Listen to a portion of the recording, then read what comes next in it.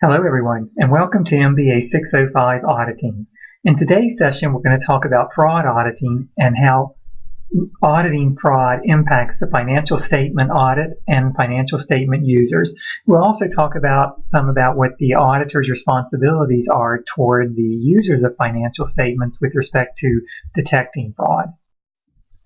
Our objectives today are to define fraud and distinguish between fraudulent financial reporting and misappropriation of assets. These are two different types of fraud, and we want to understand the subtle differences between the two. We want to describe the fraud triangle and identify conditions for fraud. We also want to cover what our responsibility as auditors are for assessing the risk of fraud and detecting material misstatements due to fraud. We're going to talk about corporate governance and other control environment factors that reduce fraud risk. We're going to develop responses to identify fraud risk. We're going to recognize specific fraud risk areas and develop procedures to detect fraud. And we're going to understand interview techniques and other activities after fraud is suspected.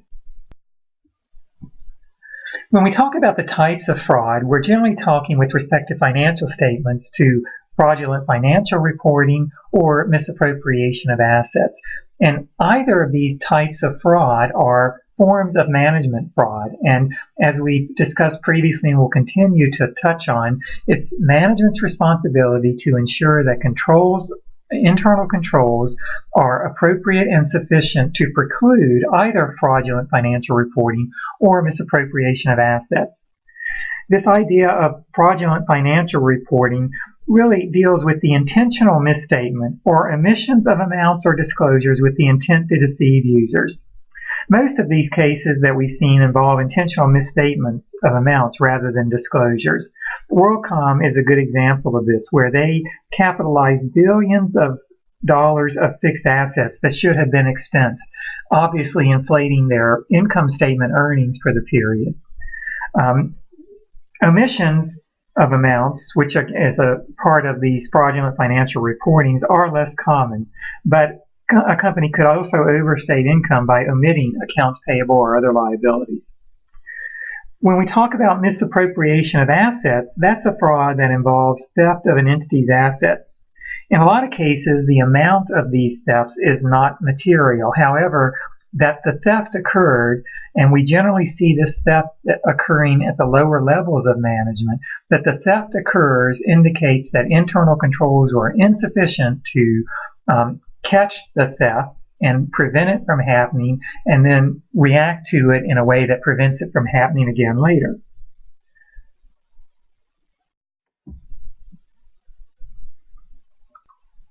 This fraud triangle is meant to illustrate the conditions for fraud that arise from fraudulent reporting and misappropriation of assets. And so when we talk about incentives or pressure, we're talking about management or other employees and what incentives or pressures they have to commit fraud, such as to meet earnings projections or to meet profitability levels. When we talk about opportunities, we're talking about circumstances that provide opportunities for management or employees to commit a fraud. So what is it in our policies and our processes, or what weaknesses are in our internal controls that create a gap that allow for fraud to occur? And then when we talk about attitudes and rationalizations, this really is referring to a set of ethical values that exist that allow management or employees to to commit a dishonest act, and then they are able to rationalize it away. For instance, well, the company made a lot of money last year, so the fact that I helped myself to some of it that will never be missed is all right. It's this idea that we rationalize away these fraud actions, and that makes them all right.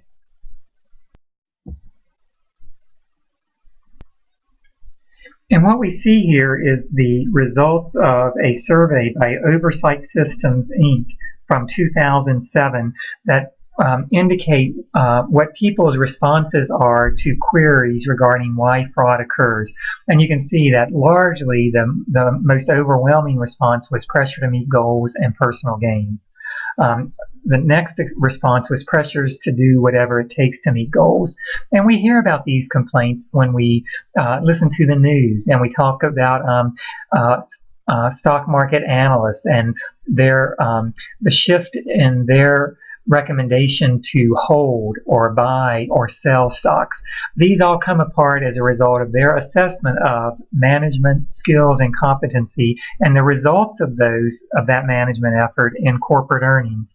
And it is exactly these kinds of pressures, sometimes these short-term perspectives versus long-term perspectives, that cause managers to want to take shortcuts, to commit fraud, and sometimes they can rationalize it away. Sometimes they feel like it's not going to make a difference. They'll make it up later on. Again, we see further down the list here the idea that they think they won't get caught. So this gives us a good example of some of the reasons why, and some of the rationalizations that we talked about earlier in our fraud triangle as to why managers commit fraud. And so again, if we talk about our fraud triangle, we see these types of issues under the incentives and pressures. So financial stability or profitability is threatened by an economic, industry, or entity operating conditions. Excessive pressure exists for management to meet debt requirements. Personal net worth is materially threatened, and a good example of that would be that a CEO or a manager's bonus that year is dependent on the performance of the company, or the value of the stock, and they have significant stock options, or their bonuses are issued predominantly in stock. All reflect some sort of threat to a personal net worth that hinges on the performance of the company. And it's these types of incentives or pressures that are sometimes pointed to as a reason for why fraudulent reporting or misappropriation of assets occurs. If we continue through the fraud triangle and we talk about, well, where are the opportunities then for fraud to occur, we note that, well, where there are significant accounting estimates that are difficult to verify, this lends a lot of subjectivity to journal entries and to the way liabilities may be recorded and to the amounts that may be attached to certain liabilities. And the more complicated and complex it is, the more difficult they are to understand and the harder they are to audit. So this creates an opportunity for someone to manipulate those estimates. There's ineffective oversight over financial reporting. And we've talked in other instances about this management's responsibility for ensuring that internal controls are designed effectively, that they're implemented as intended, and that they are achieving the results. And without the constant monitoring, which we've talked about as being part of our control environment, without this constant monitoring to make sure that these controls that have been implemented are still being executed and still attending their achieved results, well, without that, then we create a gap for fraud to occur. And then we talk about a high turnover or ineffective accounting staff, internal audit, information technology staff exists.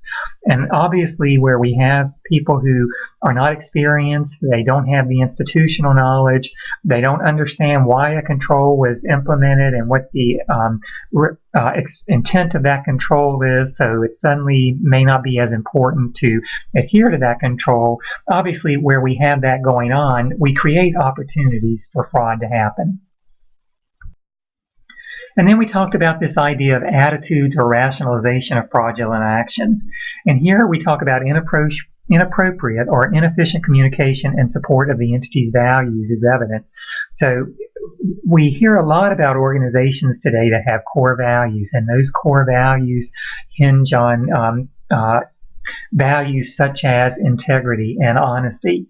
And so when a corporation both espouses and executes operations to adhere to those values, then it gets harder for the management of that company to rationalize away fraudulent activity.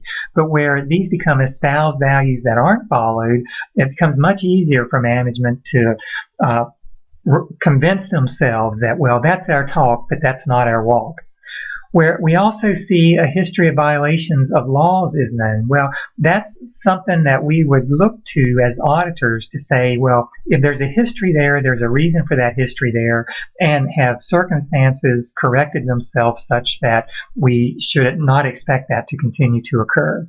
And then we see examples where management may have a practice of making overly aggressive or unrealistic forecasts. Again, these are all items that we would look to that might heighten our suspicion or alertness to items of fraud. And so then we talked about these risk factors, and so a few examples of that would be items like under incentives and pressures in the fraud triangle.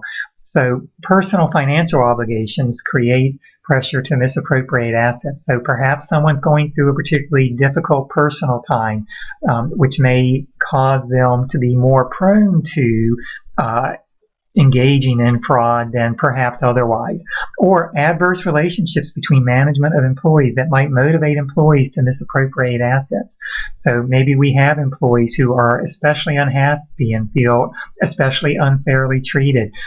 This becomes an incentive for them, and it at the same time may become a rationalization for why theft of assets becomes something that they might consider now, whereas otherwise, under better circumstances between management and employees with more favorable management-employee relationships, they wouldn't consider engaging in these acts.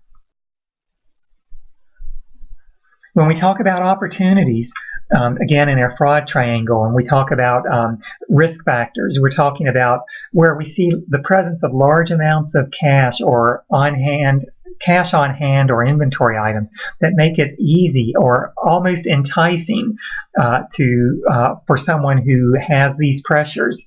It may increase the risk of fraud, and it's something that an auditor should be alert to. Or where there's inadequate internal control over assets. So maybe the company vehicle keys are just left laying around, or no one knows where they are.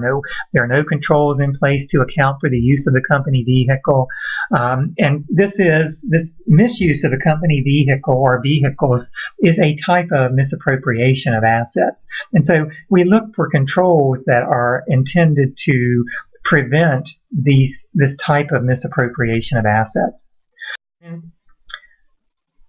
And then finally, when we talk about attitudes or rationalization with respect to misappropriation of assets, we talk about the thought that there's a disregard for the need to monitor or reduce risk of misappropriation assets exist. And here we've all heard of the little old woman who worked in accounts receivable for 40 years, and she was at work every day, and she never took her vacation, and so she could be well trusted she would never do anything wrong, only to find out later on she had stolen a significant amount of money and had tarnished her career and the company reputation as a result of it, stemming from the fact that everyone thought she was the type of person who would never do anything like this, and so it wasn't important that we had controls in place, which goes hand in hand with this disregard for internal controls. And so with this high-level discussion of fraud, I'd like for you to go back and read the chapter well. Under the theoretical learning module for fraud, there is a much more thorough presentation that doesn't have any audio to it, excuse me. And so I would encourage you after reading to go back through that presentation and make sure that what you see there makes sense and jives with your understanding of the reading. And thank you very much for your time.